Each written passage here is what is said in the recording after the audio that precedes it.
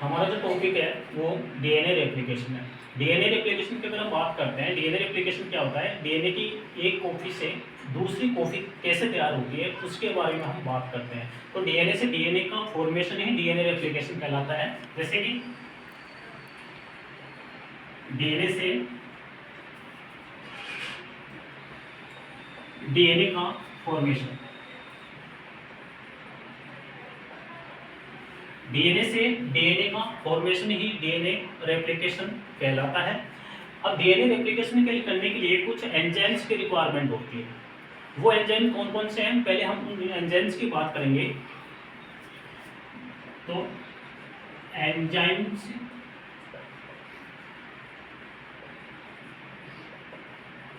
Required for DNA replication. कुछ enzymes की DNA replication के लिए रिक्वायरमेंट होती है, तो उन एंजाइम्स की हम बात करेंगे, जिसमें से फर्स्ट जो एंजाइम्स होता है वो टोपो आइसोमेरेज एंजाइम होता है। फर्स्ट जो एंजाइम होता है वो टोपो आइसोमेरेज एंजाइम होता है। ये जो एंजाइम्स है वो क्या काम करेगा, ये डीएनए की जो सुपर कोइलिंग होती है उसको सिंपल कोइलिंग के अंदर कन्वर्ट करेगा। यानी डीएनए की जो सुपर कोइलिंग होती है उसको ये सिंपल कोइलिंग के अंदर कन्वर्ट करने का काम करता है सेल्स के अंदर। अब सेल्स है वो टू टाइप्स की होती है, एक तो प्रोकैरियोटिक सेल्स, एक यूकैरियोटिक सेल्स। अगर हम बात करें किसकी, इन प्रोकैरियोटिक सेल एज जैसे इकोलाई सेल। अगर हम टोपो आइसोमेरेज एंजाइम की अगर हम बात करेंगे तो ये डीएनए की सुपर कोइलिंग को सिंपल कोइलिंग के अंदर कन्वर्ट करेगा। लेकिन ये जो प्रोकैरियोटिक जो सेल्स होती है, एग्जाम्पल के रूप में हम ले सकते हैं कोलाई, इसके अंदर ये वर्क करता है डीएनए रेप्लिकेशन का, यानी डीएनए की सुपर कोइलिंग को सिंपल कोइलिंग के अंदर कन्वर्ट करता है। लेकिन अगर हम किसकी बात करें, यूकैरियोटिक सेल की अगर हम बात करते हैं, यूकैरियोटिक सेल की अगर हम बात करेंगे तो उस यूकैरियोटिक सेल के अंदर डीएनए की सुपर कोइलिंग को सिंपल कोइलिंग के अंदर कन्वर्ट करने का जो काम करता है वो करता है एज गायरेज एंजाइम। यहाँ पे जो काम करेगा वो गायरेज एंजाइम करता है। मतलब टोपो आइसोमेरेज है वो प्रोकैरियोटिक सेल के केस के अंदर डीएनए की सुपर कोइलिंग को सिंपल कोइलिंग के अंदर कन्वर्ट करेगा, जबकि यूकैरियोटिक सेल के केस के अंदर गायरेज जो एंजाइम है वो डीएनए की सुपर कोइलिंग को सिंपल कोइलिंग के अंदर कन्वर्ट करने का काम करता है। दूसरा जो इसमें सेकंड जो एंजाइम्स होता है वो डीएनए हेलिकेज एंजाइम होता है। डीएनए जो हेलिकेज एंजाइम होता है, अब डीएनए क्या होता है, डबल स्ट्रैंड होता है, ठीक है ना। तो डबल स्ट्रैंड डीएनए के अंदर जो हाइड्रोजन जो बॉन्ड होते हैं उन हाइड्रोजन बॉन्ड को ब्रेक करने का काम करता है डीएनए हेलिकेज एंजाइम। जैसे कि ये डीएनए डबल स्ट्रैंड होता है, इस प्रकार से डबल स्ट्रैंड डीएनए होता है, तो इसके बीच में ये हाइड्रोजन बॉन्ड होते हैं। तो ये जो हाइड्रोजन बॉन्ड होते हैं, इन हाइड्रोजन बॉन्ड को ब्रेक करने का काम जो करता है वो डीएनए हेलिकेज एंजाइम करेगा। ये हाइड्रोजन बॉन्ड ब्रेक होंगे, जिससे दोनों डीएनए स्ट्रैंड हैं वो इस प्रकार से ओपन हो जाएंगे। दोनों डीएनए स्ट्रैंड क्या हो जाएंगे, ओपन हो जाएंगे। हाइड्रोजन बॉन्ड के ब्रेक होने से दोनों डीएनए स्ट्रैंड हैं वो ओपन हो जाते हैं। तो ये जो काम करता है वो डीएनए हेलिकेज एंजाइम करता है। तीसरा जो इसमें जो एंजाइम्स होता है जो एक प्रोटीन के रूप में होती है, SSBP। ये एक ऐसी प्रोटीन होती है जो कि ये जो सिंगल स्ट्रैंडेड जो डीएनए होता है इसके ऊपर ये क्या हो जाती है, बाइंड हो जाती है। मतलब जो सिंगल स्ट्रैंडेड जो डीएनए होगा सिंगल स्ट्रैंडेड जो डीएनए होता है उसके ऊपर ये क्या हो जाती है, बाइंड हो जाती है, जिससे दोनों डीएनए स्ट्रैंड है, ये दोनों स्ट्रैंड इस प्रकार से ये इसके ऊपर क्या हो जाएगी, बाइंड हो जाएगी। ये सिंगल ये SSBP प्रोटीन है, मतलब ये एक प्रकार की प्रोटीन होती है, फुल फॉर्म होती है सिंगल स्ट्रैंडेड बाइंडिंग प्रोटीन। ठीक है, ये सिंगल स्ट्रैंडेड जो बाइंडिंग प्रोटीन है वो डीएनए के ऊपर क्या हो जाएगी, जो सिंगल स्ट्रैंडेड जो डीएनए होता है उसके ऊपर बाइंड हो जाएगी, जिससे डीएनए के दोनों स्ट्रैंड है वो आपस में जुड़ नहीं पाएंगे, मतलब डीएनए के दोनों स्ट्रैंड को बाइंड होने से ये क्या करती है, रोकती है। तीसरा चौथे नंबर का जो एंजाइम्स होता है वो आरएनए प्राइमेज होता है।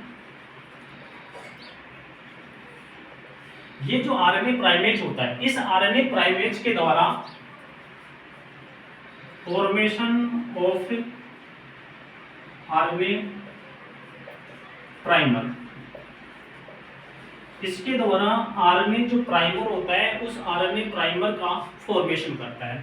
अब आरएनए जो प्राइमर होता है इसका यूज भी डीएनए रेप्लिकेशन के अंदर होता है। जैसे अगर हम 5वें पॉइंट पर ले आरएनए प्राइमर, तो आरएनए जो प्राइमर होता है वो क्या काम करता है, डीएनए रेप्लिकेशन के अंदर जब डीएनए रेप्लिकेशन होता है तो डीएनए जो पॉलीमरेज जो एंजाइम होता है उस डीएनए पॉलीमरेज एंजाइम को साइट प्रोवाइड करने का, मतलब जो डीएनए जो पॉलीमरेज जो एंजाइम्स होता है उसको साइट प्रोवाइड करने का जो वर्क है वो कौन करता है, आरएनए प्राइमर करता है। डीएनए रेप्लिकेशन जिस साइट से होता है वो साइट जो प्रोवाइड करता है वो आरएनए प्राइमर करता है। छठा नंबर पे इसमें जो 6 नंबर पे जो इसमें एंजाइम्स काम में आता है वो होता है DNA polymerase enzyme. DNA polymerase enzyme, DNA जो पॉलीमरेज एंजाइम्स होता है, क्योंकि डीएनए की जो स्ट्रक्चर होती है वो पॉलीन्यूक्लियोटाइड होती है, मतलब न्यूक्लियोटाइड से मिलकर बनी होती है। तो डीएनए के जो न्यूक्लियोटाइड होते हैं उनका पॉलीमराइजेशन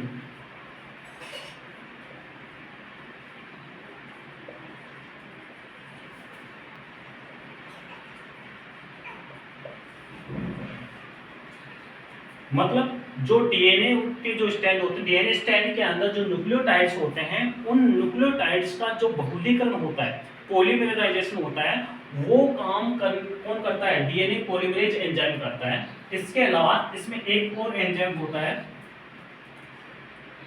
डीएनए लाइगेज एंजाइम।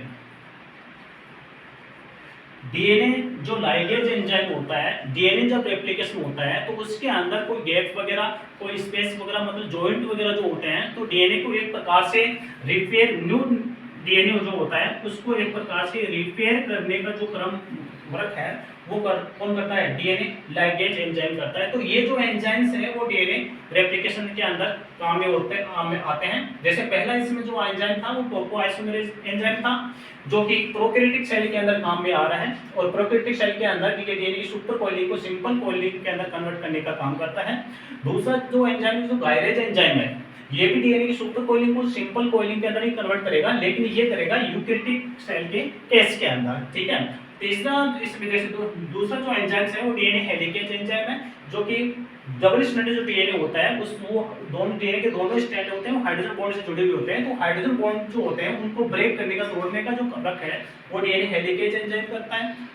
तीसरा इसमें एसएसबीपी प्रोटीन होती है, सिंगल स्ट्रैंडेड बाइंडिंग प्रोटीन होती है जो कि डीएनए के दोनों स्ट्रैंड को आपस में जुड़ने से रोकती है, मतलब डीएनए के स्ट्रैंड के ऊपर इस प्रकार से बाइंड हो जाएगी ताकि डीएनए के दोनों स्ट्रैंड है वो आपस में जॉइंट ना हो जाए। तीसरा इसमें जो होता है आरएनए प्राइमेज होता है, प्राइमेज के द्वारा प्राइमर का निर्माण करता है, और प्राइमर जो होता है वो डीएनए पॉलीमरेज एंजाइम को रेप्लिकेशन करने के लिए साइट प्रोवाइड करता है।